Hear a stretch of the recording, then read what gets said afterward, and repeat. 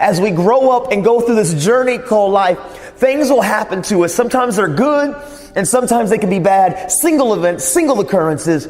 Maybe it's like you win the championship or you ace a test or the very first time you went on vacation and your toes touched the sand on the beach of Florida.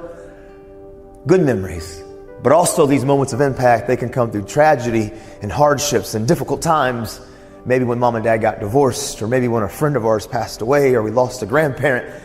Hard things that challenge us. And when these moments of impact happen, these powerful times, good or bad, it's like the details are just more vivid. We remember the people that were around us, the conversations that were being spoken, the clothes that were on our back, the atmosphere, because that thing impacted us in such a way. Still to this day, even though it maybe was years ago, still to this day, we remember so many details about when it happened exactly. Moments of impact.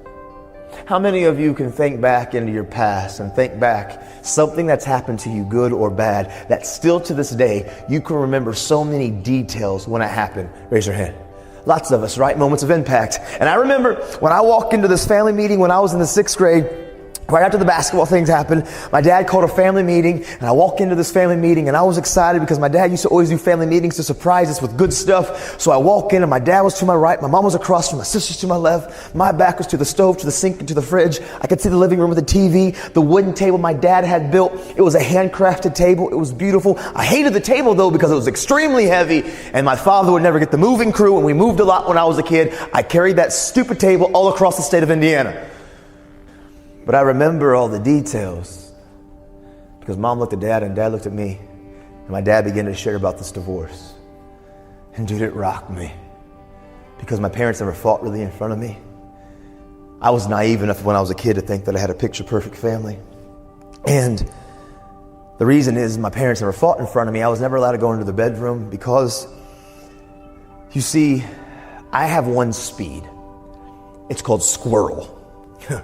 And when I was 10, you can times this by 10s, dude, I broke everything. I destroyed everything. And my parents were like, listen, Nate, listen, we love you, son, but we need a place where we can think our bedroom off limits. I only remember the bedroom door 4 or 5 times even being open. But the truth is, as the divorce happened and my dad was ripped out of my life, I asked questions and I found out behind the bedroom doors where the verbal, the mental, and the emotional abuse happened in my family. Behind the bedroom doors where the drugs and the alcohol happened in my family.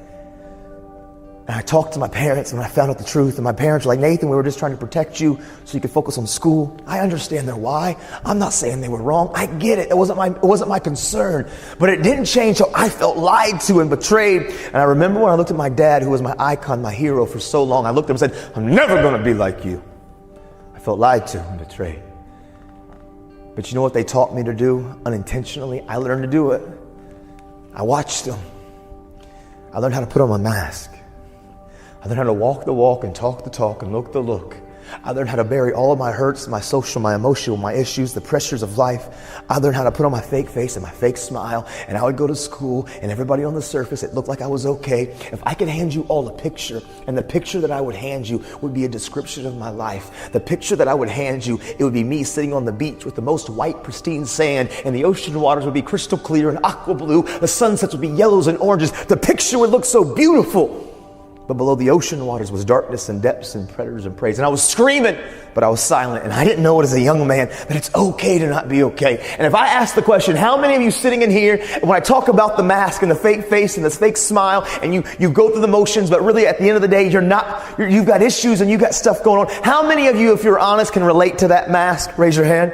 Lots of us do, right? And I see the thing is, many of us, we wear the mask and we think the mask is keeping us safe, but I had to learn the hard way that the mask that I wore was the very thing that could hold me hostage.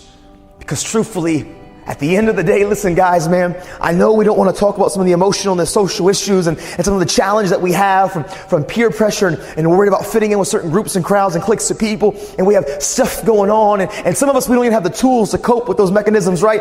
And so we wear the mask and we act like it's all okay, but honestly, we're screaming, but we're silent. And for me, the mask that I wore, what happens is pressure begins to build, and pressure busts pipes. And when we don't deal with the social, the emotional, the mental, the pressures of life with the way that we as people are supposed to, It can cause us to make bad and poor and dangerous decisions and choices.